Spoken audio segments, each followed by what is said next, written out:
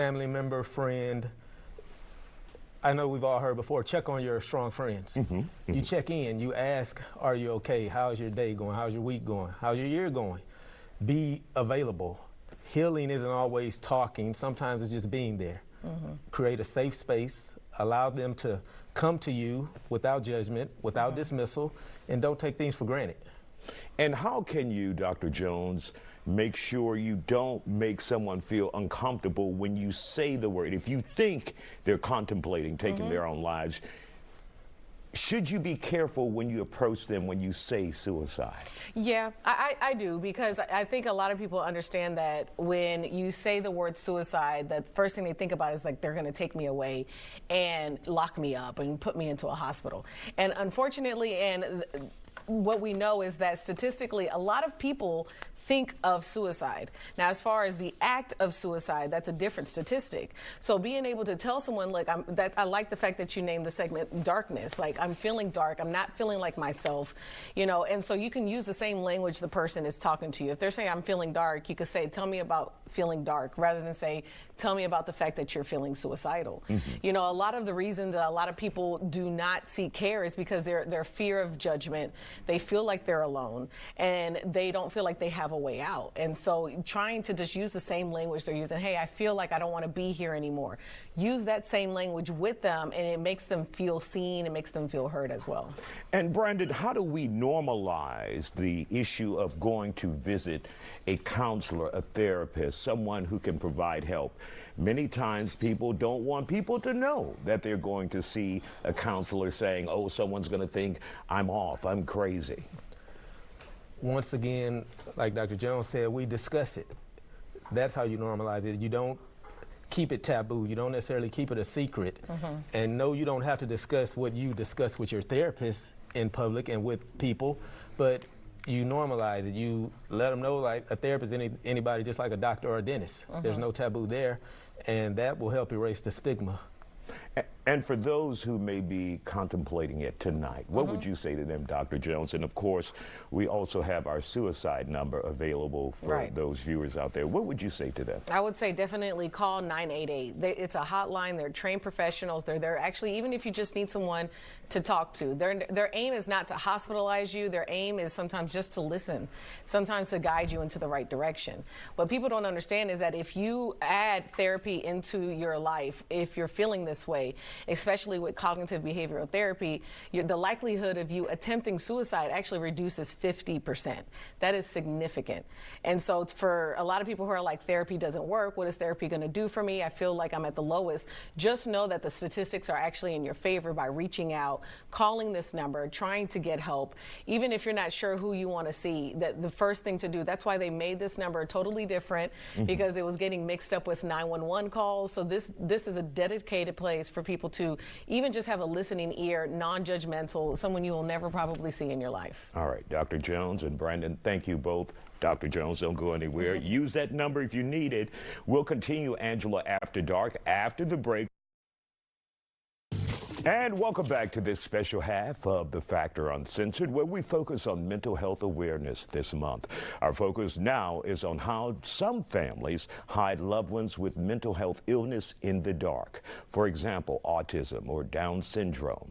I spoke with Leona Phyllis, who's on the other end of that dilemma. She says her son wants to hide that he's autistic from the public. Well, I have a son. He is now a junior in high school. And over the past, I don't know how many months, he's been asking me to not tell people that he is on the autism spectrum. And when we're out in public, he doesn't even want me to say the words out loud, autism. And the concern is that he's just going to be discriminated against, that he'll be made fun of or just attacked in some way. And it's kind of concerning. Joining us to talk about it, licensed professional counselor, supervisor Aaliyah Watson, and Dr. Jones is back. So, Aaliyah, when you see a mother with that dilemma, obviously her son got it from somewhere, what he sees in the public, your thoughts about how to handle that, how to deal with that aspect of hiding? I think it's having open conversation with the child, and also as a parent educating yourself, because a lot of this information isn't easily accessible, it isn't open to the public. So asking your physicians, doing your own research so that you can better educate yourself, so that you can explain to your child what exactly the diagnosis means and how that impacts how you interact with others or even in the school setting. And when we look at the other end of that, Dr. Jones, we do have many families out there who are hiding family members or won't talk about autism, Down syndrome, depression, other problems that they are hiding. Correct. How do you get those people to get the nerve, the strength, the willpower to address it, first of all, in their homes, Correct. and then with others? See, the thing is, it does depend on who the others are. Within your home, I think it is important to educate the people in your home. Hey, this is what we're dealing with, and this is what it is. You want to make sure the family members are supportive. Others, I think this mother, I actually respect the fact that she's respecting her son's wishes. The son is saying, I don't want you to say it out loud, and she's respecting his wishes, because that allows him to feel like he has like some sense of control in the space that he doesn't have control in, right? Now, if you're hiding it and it's hiding them from resources, not getting the therapy or the needs that they need to get, then that is a detriment to not only you, but also the person who is suffering. So just educating each other, hey, you know, hey brother, hey sister, hey husband, this is what it is, and this is what we're gonna do. The other people need to be people that you know that are going to be supportive, that can help you, that can even like transport them to maybe their appointments and things like that. And Aaliyah, a lot of families tend to hide those family members from social media. How big of a problem is that now if someone puts their child on social media and they're afraid that the public will attack them? I think that's a normal concern. Even when your kids don't have autism or issues like that, people naturally are over-criticizing you whenever you're on social media. So let alone when somebody looks different, they're going to be more critical. Like even if we want to talk about something now, with Beyonce's daughter, there's a lot of accusations in the comments about her having autism and things like that. So it opens them to more scrutiny. And of course, people will be cruel. Thank you both. People will be cruel. Absolutely.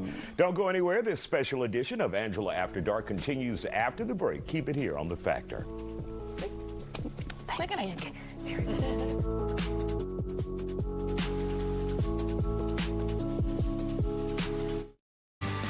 And welcome back to The Factor Uncensored. It's Mental Health Awareness Month. Relationships aren't easy or perfect, but some behaviors can be very unhealthy, like being too clingy or too close to someone when they just want a break from you. We have our next guest joining us with Dr. Angela Jones, Dr. Dan. I like that, Dr. Danny. Dr. Danny. So, Dr. Danny, if you have someone in a relationship and they are constantly glued to your side, you can't breathe, you love them, but it's like, let me breathe. What would you do in a case like that? One, I would just pretty much ask them exactly what are some fears that you're possibly having within this relationship? How can we navigate that? Because most likely if someone is very obsessive or very clingy, there's some undertones that are not being present at that moment that you possibly have to dig up to figure out, okay, maybe I need to address what those fears are, because it could be abandonment issues, it could be whatever happened with their childhood. And so address that and then figure out what boundaries needs to be created so that those behaviors can either be like a pause. Now, Dr. Jones, clingy is one thing, obsessive can be scary. Yes. If someone is obsessed with you in a relationship, what should you do then? You know, at first people usually are flattered, right? That someone wants to be around me so much. Oh, she's so into me, he's so into me. But trust me, that fades really quick. And you're starting to realize like this is actually a problem. And then the problem is that people don't address it. And because they don't know how to address it. Like how do I tell someone like, are you obsessed with me? Are you too clingy? And I tell people when you're— That would be too blunt though, right? It will be too blunt.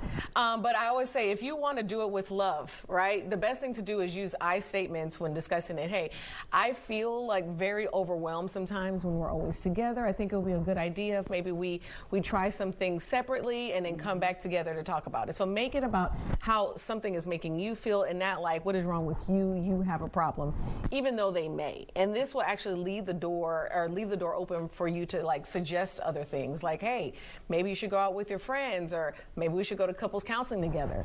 If you're noticing this type of behavior very soon, like very very fast in a relationship, I would say that's a red flag. And Dr. Danny, what if that person in the relationship is deaf to everything you're saying? They don't hear it. They haven't changed at all.